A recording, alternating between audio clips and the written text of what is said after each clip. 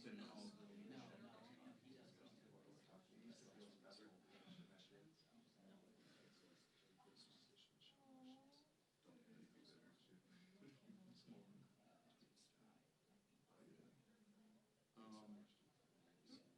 We'll see if something changes. Yeah. DOD. Right, that's going to be the third one today. How many Democrats are going to break? Yeah. I guess the idea is you put them on the spot. You put like John Ossoff on the spot. John Ossoff Morning. voted against funding. It's gonna be me today, actually. The Corinne show. That will be much more entertaining. Sort of brings the pressure to bear. How do I do this?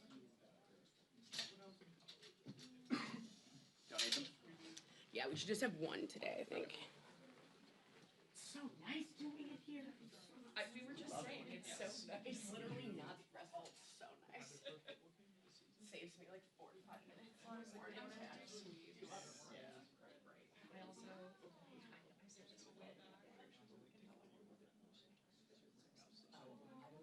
It was more just like, I was trying to get it myself. I did it. I don't care. It was like perfect. I was just like, my role. Yeah. That's every issue. I just can't. That's why I like take it. People on campus quarters, the bar scene, people tailgating, but there was one. Like it was kind of sparse, and then there was like, so I was like, oh, this is sparse. That one. So people outside. I think this is probably the most people. And like, you know, like it wasn't like trying to get They've like run out of a lot of her at work involved in her agency and a lot of them tweeted it. and so they like their backlogs up. Because you and I reporters would party on whenever COVID's going on and post videos about it. And then Right? What's today's today? they thought I was trying to get it. 16th. Okay. So the Marshall and like everyone's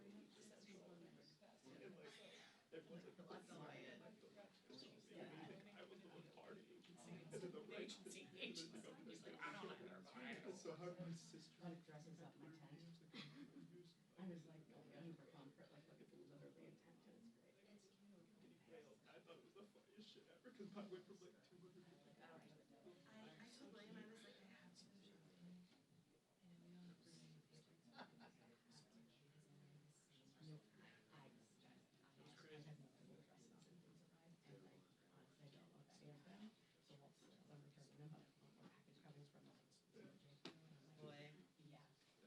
So I'm hoping she's gonna.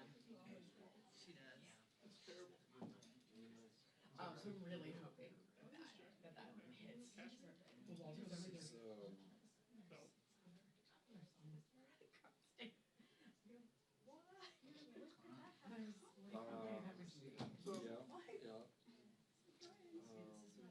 Had a question yesterday. Thriving. That's Bored. so that's it. Because you did take a question from this seat and that seat. I do. He's got a question that he said. I literally tried to get home to be like, oh, and really that's nothing. I mean, that's probably gonna call on Reese because he's just more than Reese. I don't know, he got this yesterday with my questions. I think I might. Yeah, your question kind of sucked yesterday. My question was like, fucking It was a follow-up to the same question. yeah, but he didn't answer that one. I was like, I'm not gonna let him get away with it. Yeah.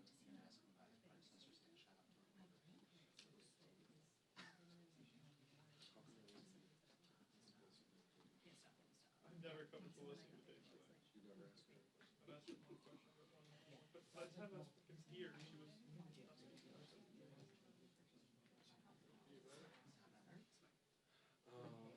break this up and then correspondence.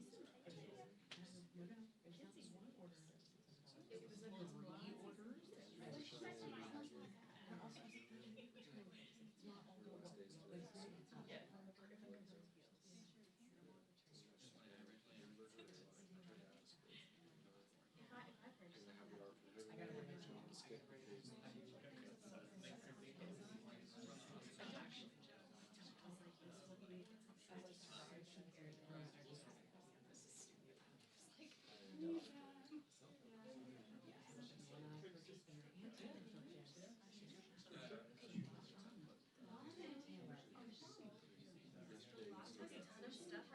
He went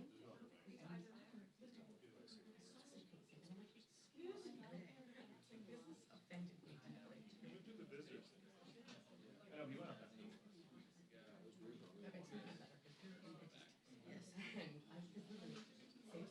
No traffic. You could, you fucking. Or you just.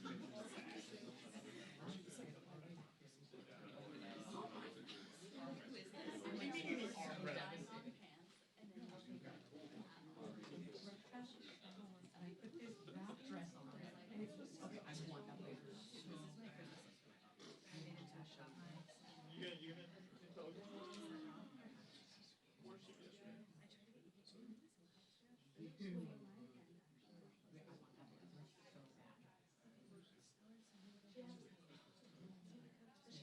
orange.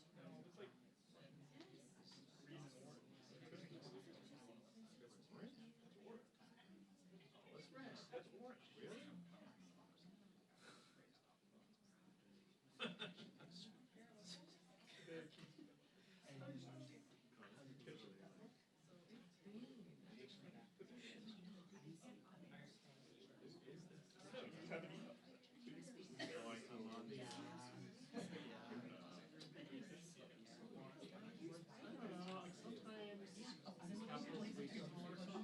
They do, like, terrace roast at the foothills of Capitol Hill.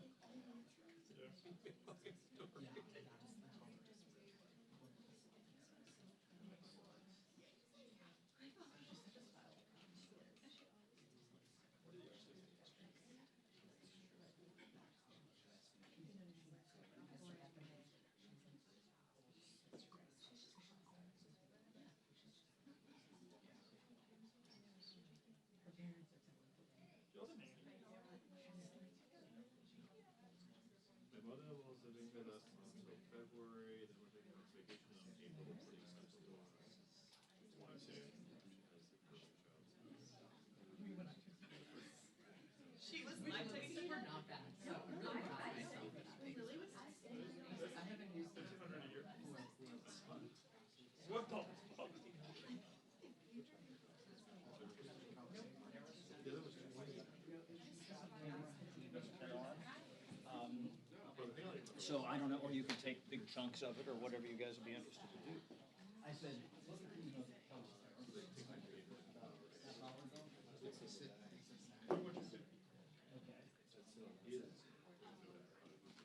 yeah, we'll do something with that. I think we'll use another story, not as like a standalone newspaper.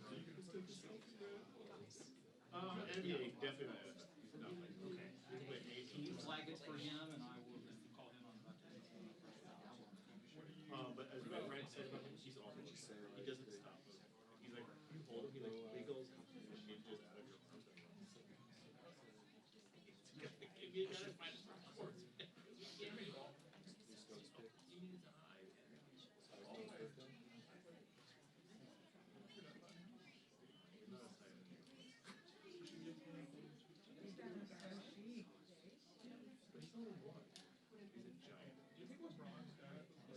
Look at how big this kid is. He is 13 months old. He's gonna be donkey too. Like a fucking 4-year-old.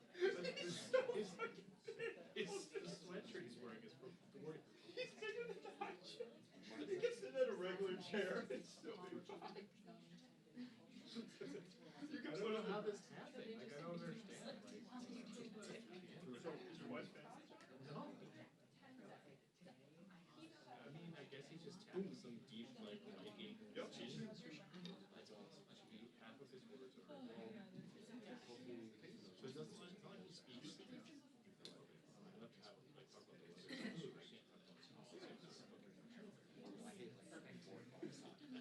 Your wife? That was her first one. So she speaks my mother-in-law speaks so it's not specific to her, but he knows the moon that shoulder says the 40 word. Daddy, that's what he's called. Other words. So your mother.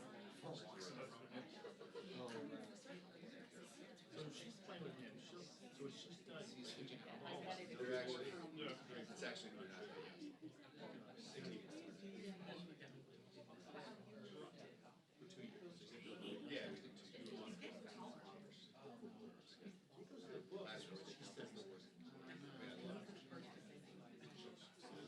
So he's gonna be a smart kid.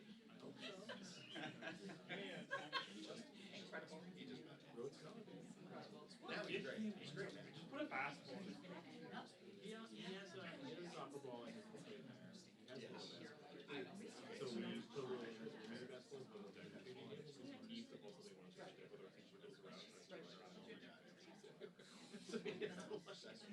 we have to hold the we have the with credit. And then you guys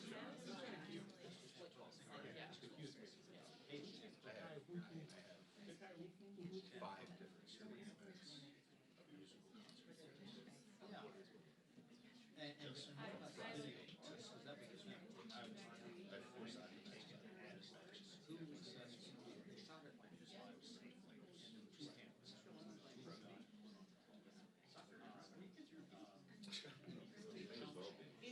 They're South American. So my middle son is a freshman in math.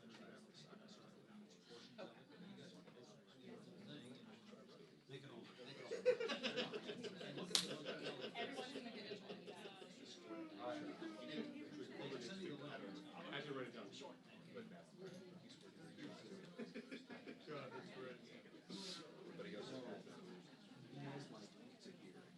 Yeah. You know, Yes.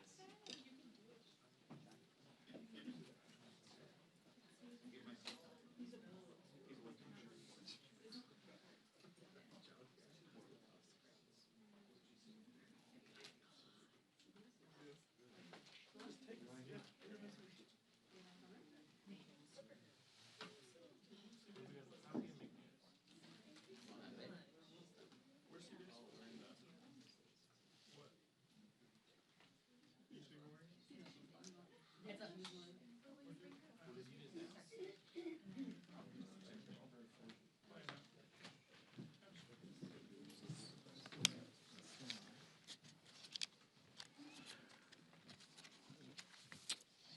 Good morning, everybody. Welcome to day 16 of the Democrat shutdown. The Schumer shutdown is very real and very painful for real Americans. We're going to share a little bit about that situation with you this morning and then get an update on one specific segment regarding Homeland Security and what that's doing for the security of our country.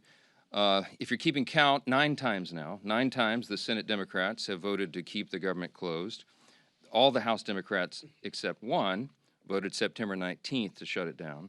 So this is 10 total times now that Democrats in Congress have voted to close the government. And we know what that means for real people. We know what it means for our troops and our Border Patrol agents and TSA agents and air traffic controllers and everybody who relies upon services around the country. It's very real. And so today marks yet another day of American families feeling the very real personal and economic strain of this reckless decision that our Democrat colleagues keep making. They want the United States government to remain closed, and they seem not to care about the pain that it's causing. They have offered no plan. They have offered no strategy. They have offered no common sense path forward for ending this situation. And so many of you have asked all of us, how will it end? We have no idea. It's up to the Democrats, and they have to decide it. And judging by their outrageous behavior, the Democrats appear perfectly happy to keep the political theater going while real people suffer.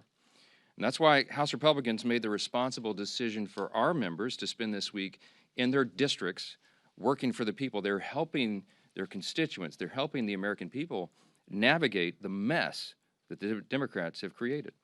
Staying back to work with our constituents was a decision that we made very thoughtfully and we made collectively as a group, House Republicans.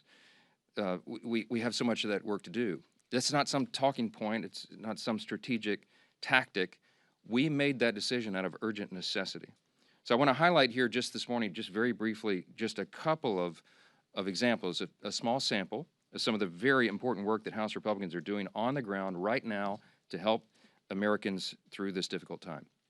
In the state of Michigan, for example, our members are sitting down with veterans, men and women who risked their lives for our country, and they're struggling now because the services they depend on, health services, for example, have come to a halt thanks to the Schumer shutdown. So in Michigan, our Republicans from the House are there working through those situations. In Texas, many of our Republican colleagues have met with some of our brave Border Patrol agents down on that southern border who are still reporting for duty without a paycheck. In Montana, Congressman Ryan Zinke helped park rangers who are keeping the parks open as best they can for families and travelers, even as they themselves go without a paycheck. Across the Midwest, we have members who are meeting with local and regional airports to hear firsthand how furloughs and blocked paychecks there are hurting the people who keep our skies safe. Really important stuff. In rural communities around the country, Republicans are working hand in hand with their local hospitals to make sure that the $50 billion rural hospital fund that Republicans got signed into law in July 4th is accessed. It reaches the people who need it. And they're doing that work while the Democrats are demanding to kill that essential fund that is in their counterproposal for the CR, one of the many outrageous things they've claimed they want to do. And everywhere across America right now, we're helping small business owners and farmers and ranchers and service coordinators navigate frozen loans and delayed emergency funds and growing uncertainty about how to keep serving their communities. So all across the country, Republicans are dealing with the very real and painful consequences facing real Americans. Now, that's happening on the Republican side. And what's happening on the Democrat side? You can see it for yourself. Compare what I just told you with what they're doing. Look at their own behavior. Look at their actions. Don't listen to the words that people are saying. Look at what they're doing. Chuck Schumer and Democrats over the last 10 days, here's a small sample of their activity, okay?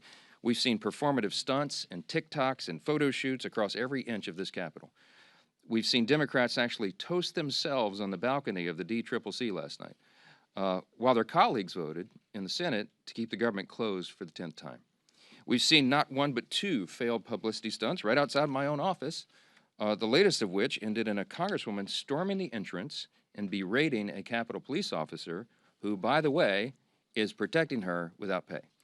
And last night, we even saw, I didn't see it, many of you saw it, CNN host the first socialist town hall where Bernie Sanders and AOC said the quiet parts out loud. They don't know what they want to end this shutdown. They couldn't provide a single viable solution for the mess that they themselves have gleefully created. And by the way, those are the real leaders of the Democrat Party. We all know it, AOC and Bernie. Good luck with that. And amid all that, Chuck Schumer is actually bragging that every day gets better for his party. As you know, that is his words, not ours. All this would be laughable if it didn't come at the cost of American families, and it really is deadly serious. If it were up to Republicans alone, we would not be in this mess. We'd be up here negotiating and debating openly and transparently on the issues impacting Americans' lives. But as I've said repeatedly, Democrats slammed the brakes on legislative business when they decided to shut down the government for their partisan political purposes. The progress we made on appropriations and the conversations that were underway on the COVID-era Obamacare subsidies and all those issues, all that sits at a standstill until Democrats reopen the government.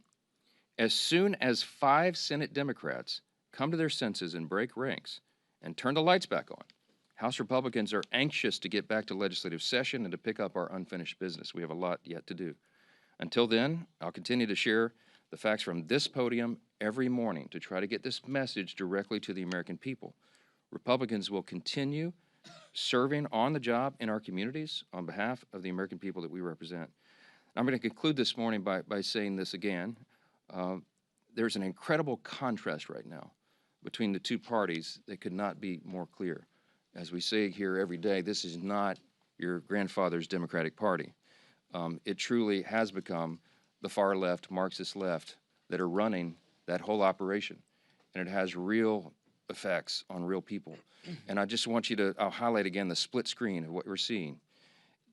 In America right now, there are two diametrically opposed visions for the country, and you should look at the actions of elected officials and not their words. And what are the actions? President Trump and Republicans are delivering for the American people. We have cut their taxes. We are removing red tape and regulations to get the economy humming again. We have ended the border crisis, virtually zero crossings in the last 4 months under President Trump. We are ending the crime crisis around America, taking heroic measures to make sure that happens. We're cutting fraud, waste, and abuse out of government and making government more efficient and effective for the people. And right now, President Trump is resolving international conflicts, restoring peace through strength around the globe. That's just a small sampling of what's been done by Republicans in the last 9 months. And what have Democrats done for the last 9 months? On the split screen, look at the other side. They've shut down the government. I mean, I don't know what else to say. Put all the gimmicks and the talking points aside and look at the indisputable facts and evidence of what is happening right here. There could not be a stronger contrast between the two parties. And I don't know how more simply we can say that. With all that, I'm really happy to introduce our good friend from New York. Chairman Andrew Garbarino is the chair of our House Committee on Homeland Security, and he's here with us this morning to tell us a little bit more about the grave consequences of the Democrat shutdown on America's national security. It could not be more serious than it is right now. Andrew, go ahead. Thank you, Speaker. Sure.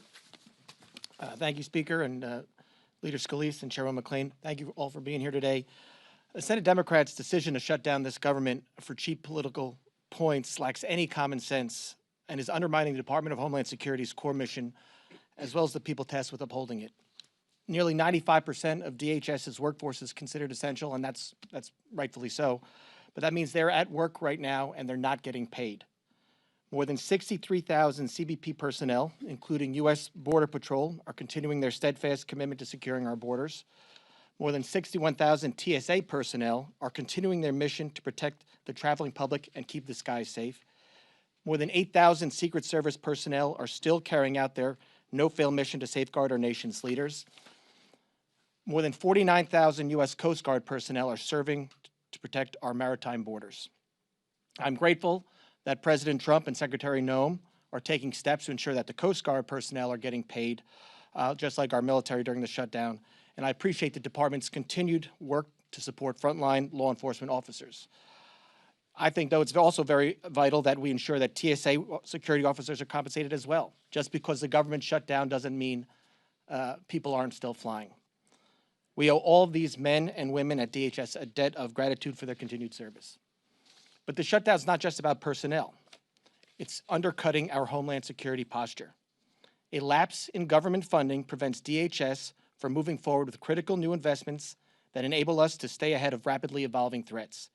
New contracts are put on hold, and proactive engagements with security partners are postponed. Shutdowns also disrupt the disbursement of vital grants from the Homeland Security Department to our state and local law enforcement partners. This undermines preparedness efforts and makes our communities less safe. Voting against the CR also, the Democrats have allowed crucial DHS authorities to expire. One of those is the Cybersecurity Information Sharing Act of 2015. Without that, 90% of our critical infrastructure is owned by private companies. They can't communicate with us right now. They can't tell us when there's a cyber attack because this lapsed. Every second we go without the ability for them to share that information makes us less safe. They've also the counter drone authority has also lapsed. That was in the CR. Without this in place, agencies may not be able to swiftly take down malicious drones before they threaten U.S. airspace. There are dozens more. In short, this shutdown is making our country less safe. And I implore Senate Democrats to do the right thing and reopen the government now. With that, I would like to bring up Leader Scalise. Thank you. Well, you just heard a very stark, grim reality from Chairman Garbarino of what Chuck Schumer's shutdown is doing to our nation's ability to protect the homeland. The Department of Homeland Security is one of the most critical in terms of our ability to keep Americans safe here at home. And they're doing incredible work. And, you know, fortunately, like Chairman Garbarino said, 95% of the employees are deemed essential, but they're on the job not getting paid. But beyond that, he also pointed out grants are not going out. The sharing of information on things like cybersecurity is not happening.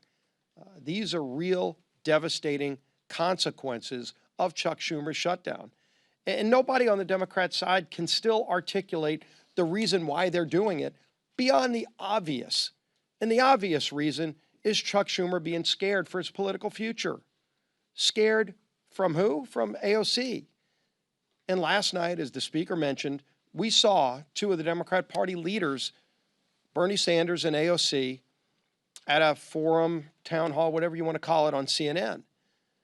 And they were laughing, they were guffawing like it's some kind of game.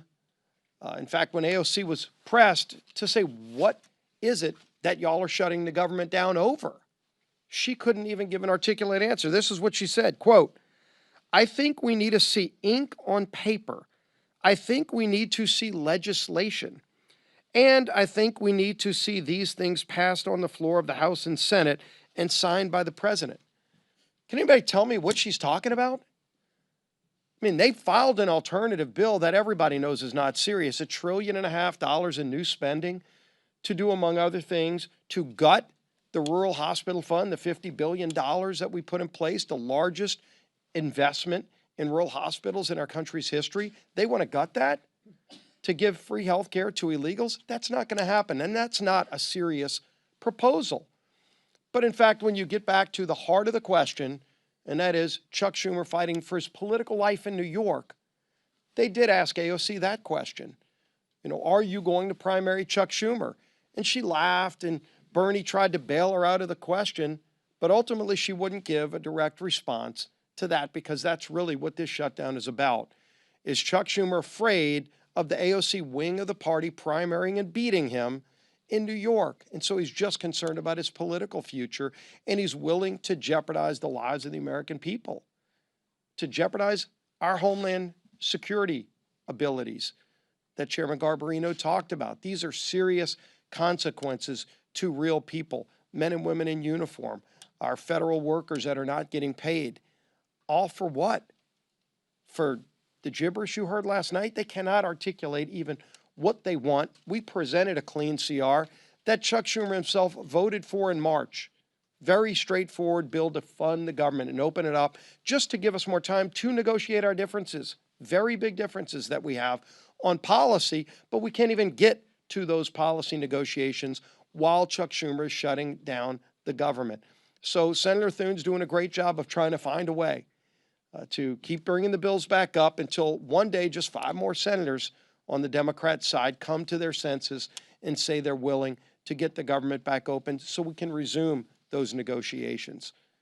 And we stand ready. We've done our job in the House, and we're ready to get back to work. There's a lot of work stacking up, but while Chuck Schumer keeps the government shut down, it's hurting millions of real families across America. With that, turn it over to our conference chair, Lisa McClain. Thank you, Leader, and thank you, Rep. Garbarino, for being here and the work that you're doing on the Homeland Security. Here we are. Democrats have shut down your government now for 16 days. So I think we all want to know, what have the Democrats done with all this time on their hands, right? Well, let's see. They've posed for glossy photos outside the Capitol. They've screamed at Capitol police officers who, by the way, they are refusing to pay, right? They've jumped on TV to what looks like an audition to be the next radical in charge after Chuck Schumer. And now they're gearing up for their I Hate America rally this weekend. A rally where they'll cheer for chaos instead of country. So take note of what goes on at that rally. Take note of how they put Americans first, really. Now, let's contrast that with Republicans who are doing what we always do, and that is actually working for the American people. And let me give you some examples, and I know our speaker talked about this, but I think this bears repeating again. Pat Fallon, who was in Texas hosting a town hall. Congressman LaLota connected with more than 8,000 of his constituents in New York doing a teletown hall. Congressman Collins held mobile office hours in Georgia. Congressman Walberg in my home state of Michigan brought veterans together in Michigan to tackle problems right now with the VA. Congressman Zinke actually rolled up his sleeves, I mean literally rolled up his sleeves in Montana to help Yellowstone National Park to clean it up. That's the difference. One side delivers solutions and the other are showboats. Republicans passed a clean CR to keep the government open. No gimmicks, no tricks. We actually want to govern. We did our job, and then we got back to work for the people who actually sent us here. Democrats, they saw a shutdown as leverage, as a chance to push for more wasteful spending. And don't take my word for it. Look at what they want to do, $1.5 trillion. You should never use a shutdown as leverage for more wasteful spending. But that's exactly what the Democrats are doing. Well, I have news for them. It's not going to work. Republicans are united behind the work that we've done for the American people. We will not hand out government benefits to illegals on your dime. We will not repeal provisions that cut waste, fraud, and abuse. And we will not cave to Democrats' $1.5 trillion in spending. So it's time for the Democrats to wrap up the photo shoots, stop actually attacking law enforcement, and end the who's more radical contest. Let's pass our clean bill and get back to work for the American people who sent us here. Thank you. All right, time for questions. Chad, go ahead. Mr. Speaker, good morning.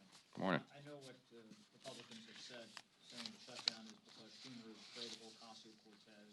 There have been questions to Ocasio-Cortez. Schumer saying, is this because you're afraid? Are you going to challenge in a primary? They deny that. I understand the tension here about the shutdown. Just because you're saying that that's the case does not necessarily make that true. When they deny that, why should we continue to say, okay, it's because they're worried about their left flank, or Schumer's worried about Ocasio-Cortez challenging him in a primary? Well, look, I'll be intellectually consistent and tell you don't listen to what politicians say. Look at the actual evidence. I can put on my evidence here. First, Exhibit A is what AOC actually said last night. She did not disclaim that she was running against Schumer, and there's a lot to talk about that. You don't have to take my word for it. Most of you have written about that. But then also look at the evidence. Exhibit B would be what happened in March. And when we began all this, and I think at the first or second day of the shutdown, I brought you a magazine cover that I had on a big stack on my desk, the Washington Examiner, and it was a cartoon depiction of Chuck Schumer leaving the Senate with a box with all his belongings as if he'd been fired, and he had this shameful look on his face. And all the House Democrats were drawn behind him, screaming at him, holding up signs saying he was a traitor, etc. And that's the abuse he took from the far left corners of the base after he did the right and responsible thing, by his own words, not mine, the right and responsible thing to pass the continuing resolution in March. We have the identical product on the table today. What has changed? Don't take our word for it. Just go look. The only explanation for this is that Chuck Schumer does not want to face the heat and the scrutiny and the abuse that he took in March for doing the right, responsible thing by the far left voices in his party. When Bernie and AOC get the full stage for a CNN, the first socialist town hall, I hope they're proud of themselves. They are the voices of the party. I mean, they are. Look, Mamdani is on path, shockingly, sadly, frighteningly, to become the elected mayor of the largest city in America, the once cradle of capitalism. There is a Marxist rise within the Democratic Party. And the old guard, and I'm saying old guard, Chuck Schumer's been here for 44 years, okay? He is not the flavor of the month. And he knows that he's going to get a challenge. If it's not AOC, it'll be another disciple of Mamdani or somebody like that. They all know that. Ask Hakeem Jeffries why he has not openly endorsed Mamdani for the mayor of New York. He's in a real bind. Because Hakeem Jeffries, while he's a far left progressive politician, he's not a communist. But you have to aspire, you have to say, you have to stand for the farthest left ideas, socialism, communism, Marxism right now, to be in favor in the Democratic Party. This is not your grandfather's Democratic Party. They wouldn't recognize it. And that's the dynamic that Chuck Schumer is dealing with, and that's why he's drawn the line right here. He had to show a fight, and everybody knows it. It is plainly on display. Yes. News broke this week of the racist Hitler-loving group chat among young Republicans, including Vermont State Senator, and then an American flag with a swastika was found in a Republican congressman's office this you worried about that extremist pro-Hitler sentiment among the party's young Republicans? No, look, obviously, we roundly condemn any of that nonsense. And the Young Republican or the organization, whoever that, I don't know who any of these people are, I never heard of them. Somebody posted a photo of me standing next to these guys. We're in tuxedos. Obviously, I think it was at the inauguration, and people were just coming up and asking for selfies with 1,000 of them. I don't know. I've never heard of that person in my life. But whoever these young people are, and whatever they're saying, if it's true, we obviously condemn that. And the organizations involved are dealing with that. That's my understanding.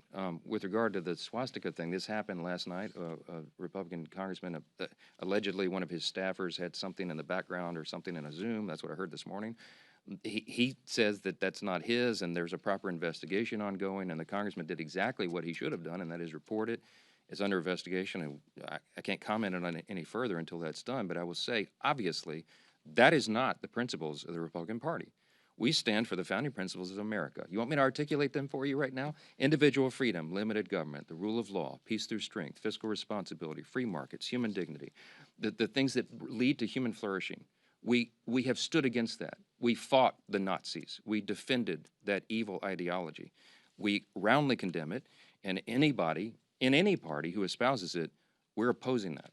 I don't know how else more simply to say that. Yes, sir. Back on the shutdown, Leader Thune has offered Democrats a vote by the end of the year on Obamacare subsidies. Would you be willing to make the same commitment to sort of ease the shutdown? Let me tell you what happened yesterday, because I met with Leader Thune, and he offered to Chuck Schumer a vote on Obamacare subsidies, and Schumer said no.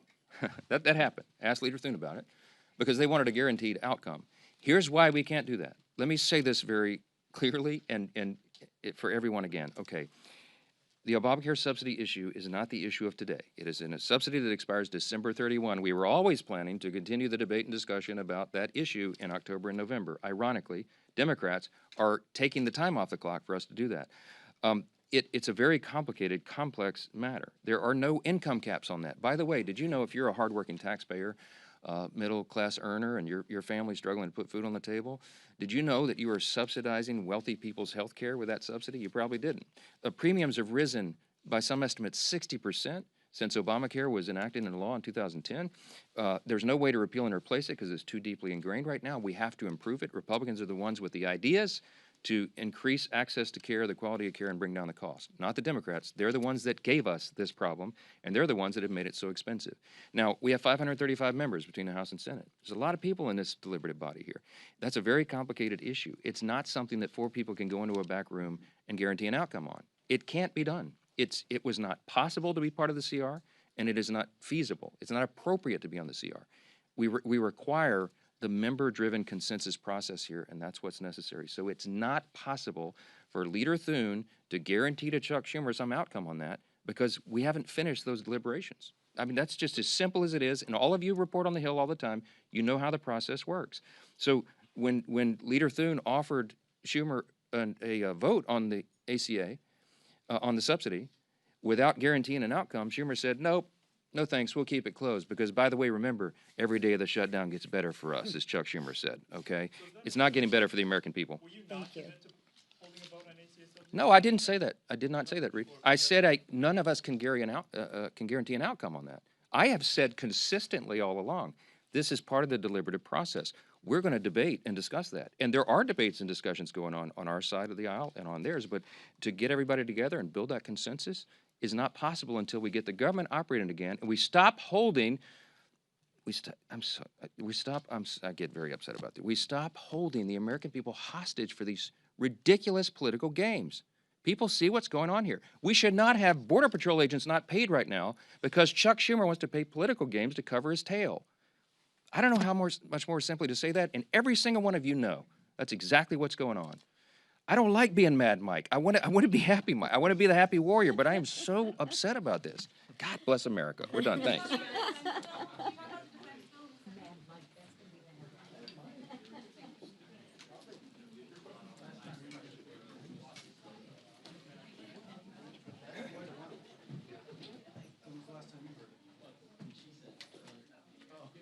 Posing for glossy photos.